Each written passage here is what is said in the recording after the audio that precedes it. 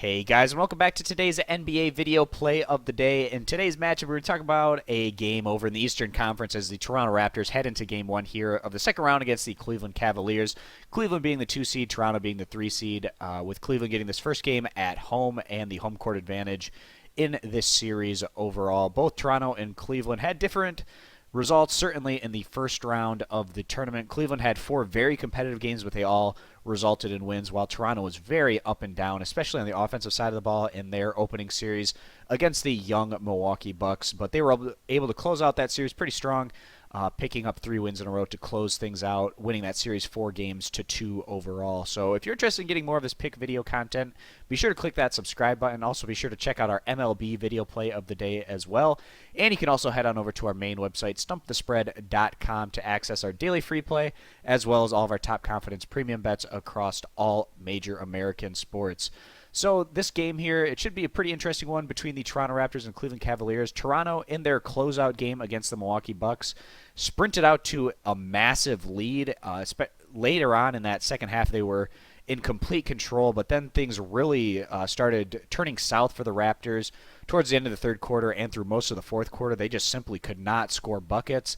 As a result, Milwaukee caught all the way back up and actually took a 1-point lead after being down by like 25 points. It was a great comeback for Milwaukee, but unfortunately for the Bucks, they simply just didn't have the gas there at the end to push things to a Game 7, as Toronto went on to win that one by a final of 92-89. Toronto had their issues going against this Milwaukee squad, especially offensively. In Game 1 on their home court, Toronto only scored 83 points against the Bucks, and also in their Game 3 loss against Milwaukee, that one happened to come on the road.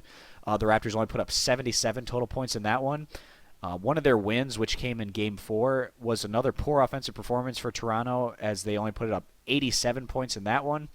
So certainly some really poor offensive showings for the Raptors at times in their series against a Bucks team that has a pretty solid defense and certainly has length and athleticism to be pesky on the defensive side of the ball.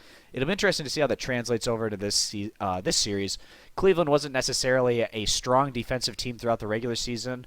Of course, Cleveland will be trying a bit harder here in the postseason and ratcheting things up a little bit more on that side of the ball. So it'll be interesting to see how things shake out in this series for Toronto, if they continue to have those spurts of really poor offensive play, or if they're able to be a little bit more consistent on that side of the ball.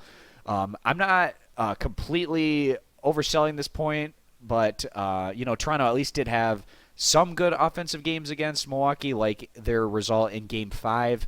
Toronto put up 118 points on the Bucks, and also their Game 2 win at home. Toronto put up 106 points, but their 3 games on the road, the Raptors, their highest scoring output in Milwaukee was 92 points, and that was in their last outing. Their other ones on the road were just an 87-point performance and a 77-point performance. So certainly the Raptors not showing tremendously well on the offensive side of the ball on the road thus far in the playoffs. And really, we've gotten inconsistent play out of this Toronto Raptors offensive unit throughout the last few years in terms of their playoff performances. Kyle Lowry and DeMar DeRozan are 2 very talented players, but you can't say that either guy has been a consistent dominating threat in the postseason. Both of them have had their moments of solid play, but it has just really lacked consistency, which kind of makes picking games that Toronto happens to play in a little bit tricky given their inconsistent nature in the postseason. And you can get that inconsistent play in the postseason when you rely so heavily on guys that take a lot of jump shots. Jump shots aren't as consistent of a shot as points in the paint that you can get, but Toronto, they're a bit hit or miss as a result of relying more on guard play and also having guards that don't shoot the ball at quite a high clip as, a team like the Golden State Warriors, who rely a lot on jump shooting.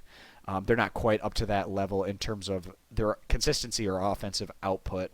Cleveland, they're coming into this one with some rest. The Cavaliers did not have the kind of results that they really wanted to have throughout the regular season, but Cleveland's only going to be judged for the most part on what they're able to do in the postseason. This squad knows that. So getting that 2 seed, not the biggest deal in the world, but given the fact that Cleveland was trying to at least push for that 1 seed and failing at doing so down the stretch run of the regular season, was a bit concerning coming into the postseason. And also Cleveland, even though they put up some great offensive numbers this season, they did rank 4th in the NBA in scoring average. Their defense just wasn't there on a night-to-night basis, ranking 20th in the NBA in total defense. In their series against the Indiana Pacers, things were a bit higher scoring. Cleveland, their lowest scoring game came in their Game 4 win on the road against the Pacers, where the Cavaliers put up 106 points in that particular outing. They also had performances of 119 points, 117 points, and 109 points. So Cleveland has been a consistent force on the offensive side of the ball thus far in the playoffs, while Toronto has been a bit more hit and miss. Cleveland likes to play fast and really get things up and down, and they rely a lot on that three-point shot, but it's been falling for them. They've been winning. They haven't been blowing out their competition thus far. All 4 games against the Indiana Pacers were highly competitive. It'll be interesting to see if Cleveland can win any of these games here against Toronto with a little bit more comfortability, given the fact that, a lot of those games against the Pacers were nail biters there down the stretch. But Cleveland, they were able to finish off that series winning 4-0, so they have been able to rest, which, a team that plays their starters a lot of minutes when needed, that extra rest can certainly help, especially in the postseason after a long grind throughout the regular season. So right now, this game, we're going to talk about the over-under, which is currently set at 209 points. Cleveland, we have confidence in them putting up the kind of points needed to get the over in this one. Toronto, we're a little bit more hesitant on them, given their inconsistent results on the offensive side of the ball, especially on the road. But if Toronto is able to duplicate the kind of offensive performances the Pacers were able to have against the Cavaliers, then this over bet looks pretty solid. And, if you just look at the numbers that Toronto put up in the regular season in comparison to Indiana, they were a lot better offensively. Ranking about 5 to 6 spots higher throughout the regular season than Indiana in terms of their offensive output. Toronto averaged about 107 points per game in the regular season, while Cleveland was also solid, averaging a little over 110 points per game during the regular season. And if you add up those two numbers, you come up with about 217 total points combined between these two teams.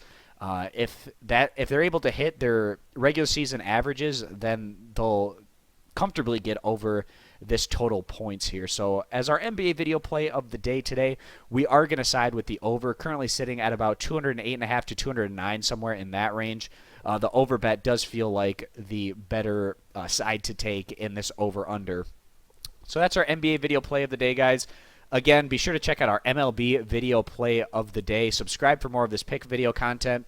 And also head on over to our main website, stumpthespread.com, to access our daily free play and all of our bets. So thanks, guys, for stopping on in, and we hope to see you in future videos. Bye.